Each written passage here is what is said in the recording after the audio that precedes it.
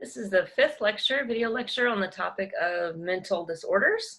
In this one, I'm going to cover mood disorders and maybe get into the topic of personality disorders.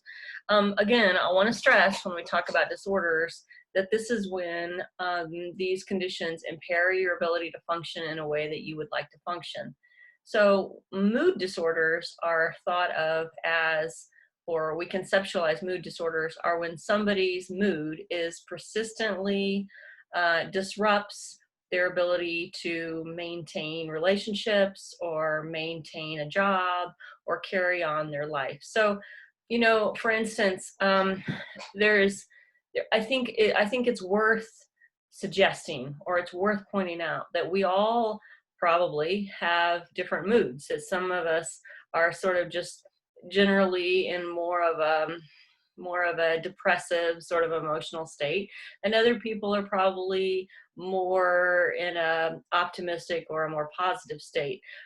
Just because somebody is sort of chronically in a low mood doesn't necessarily constitute a mood disorder, right? It's considered disorder, and again, when it disrupts one's life and causes dysfunction or your ability to, or impairs one's ability to function. I want to make sure I quoted it right from the study guide. So just because somebody is always sad doesn't necessarily qualify for them for a disorder. On the other hand, if you're always sad and you can't function, that might qualify someone for a mood disorder, right? Okay, so I just want to sort of so depression, and I always have such a hard time describing depression. I think unless you have experienced it, it doesn't sound so bad. I have had my little bouts of depression, but it doesn't. So for instance, the idea that you would lose interest in the things that you enjoy, that doesn't sound so bad, but it is. The idea that once upon a time you looked forward to things, I think we take for granted how having something to look forward to is about quality of life. And when there is no, I was reading somebody's Facebook post earlier, and they were talking about this feeling of dread, just living in this constant. I mean, I think we know what dread feels like. If you've ever watched a horror movie, you have that little taste of dread.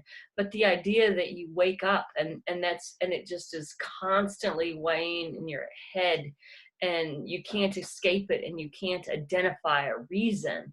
That's what depression is like.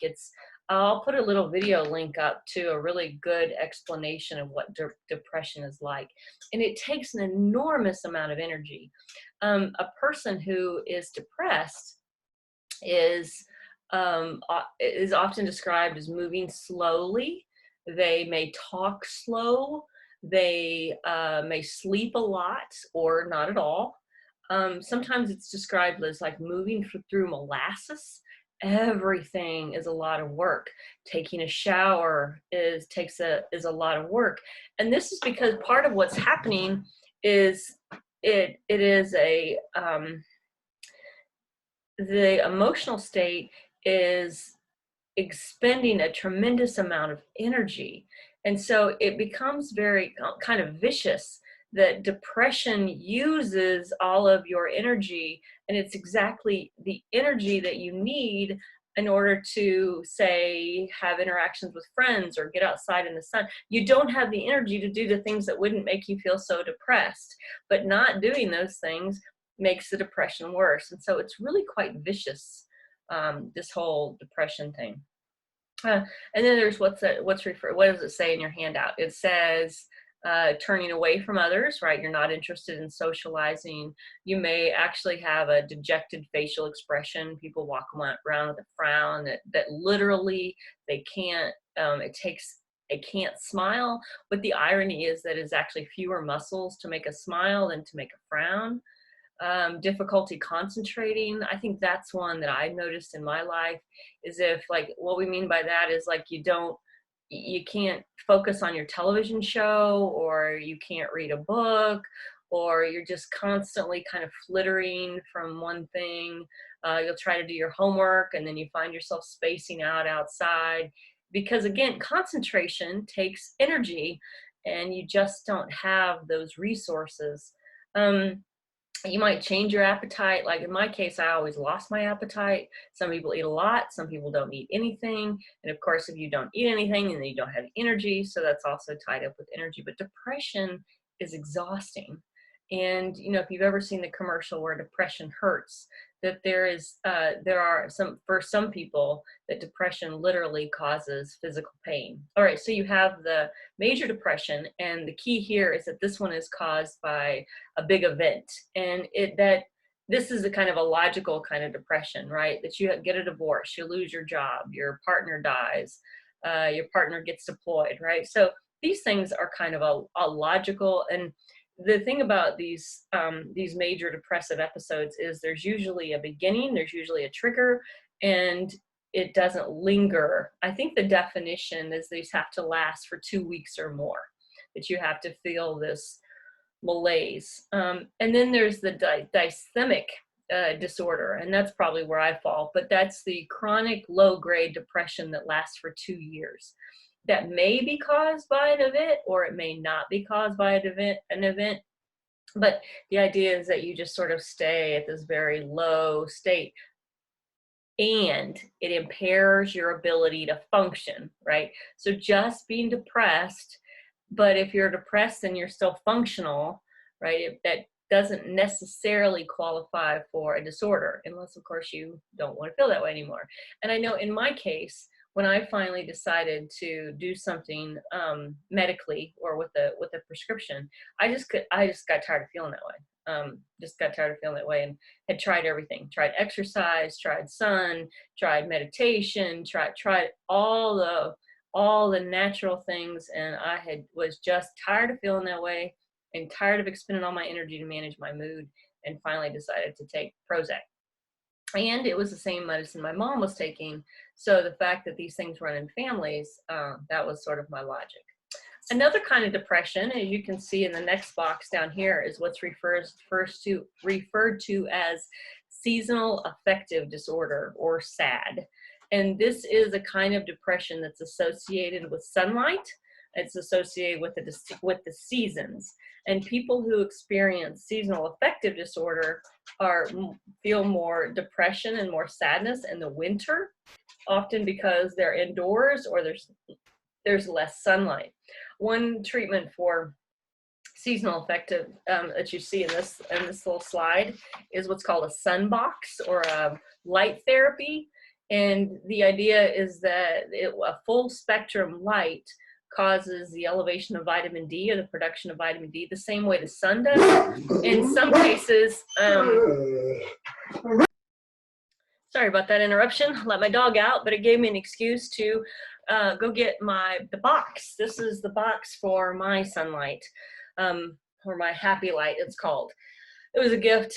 Currently my daughter has it right now, but it's about yay big. And so you would set it on, the idea is that you set it on your desk, and it has to be within, you have the rays actually have to go through your occipital nerve to your optical nerve, right? So your brain has to process the light through your visual cortex, and then this elevates your vitamin D level, or that's the idea anyway.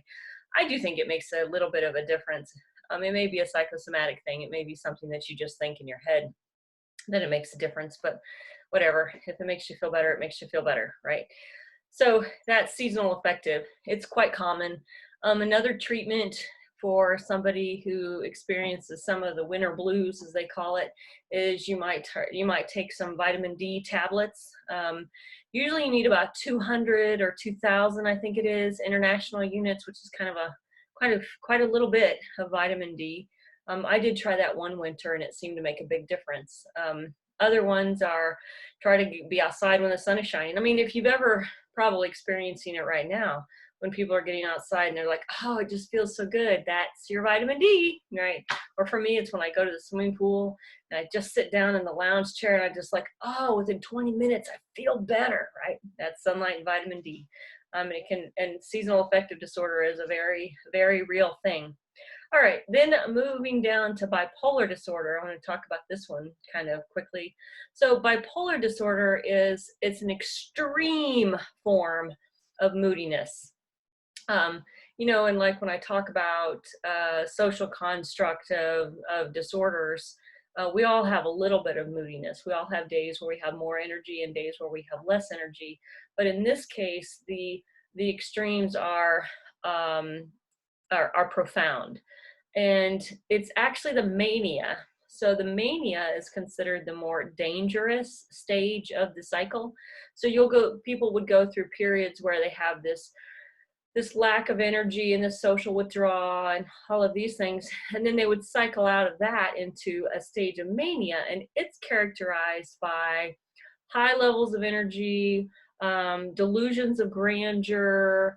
They make, and this is the more dangerous stage because someone in their manic stage may take out loans, may go gambling. They may feel like invincible. Um, and they get angry at people who tell them, hey man, don't sell your house and move to California, or don't go gambling $2,000. And they get angry at people. I had Amy Gadilla, you remember the crazy lady? She suffered from bipolar disorder. And when she would swing through her manic stages, she would like sell her stuff, and at one point she moved into her van and moved out to Florida. And then when things don't work out because you didn't think it through, because you were in your manic stage, then she would cycle back down into depression. And bipolar is very difficult to diagnose because it depends on what stage of the cycle the patient is in. If a clinician tries to diagnose somebody at their manic stage, they may offer them a drug a sedative, that makes the depression worse. On the other hand, if they treat the individual during the depression stage, it may make the mania worse. So it's very difficult to diagnose somebody. And as I heard, probably the best treatment was lithium, which apparently is pretty hardcore drug, and lithium addresses both the mania and the depression between those.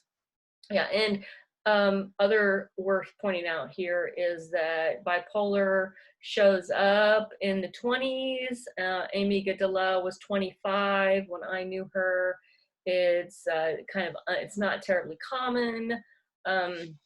But it's many. I have another friend who's also bipolar, and she's an artist, and she would talk about during her manic stage, she would just stay up for days and days and days and just paint. So the mania doesn't necessarily become dangerous, but it certainly is associated with a high level of energy. If you watch much TV and you see the commercial where they talk about, oh, bipolar 1 disorder, and the person is walking on thin ice, in other words, they're making decisions that are not necessarily thought through. Okay, I'm going to stop this one. This will be number 5. And when we come back, I want to talk about some of the explanations for mood disorders and probably move into personality disorders.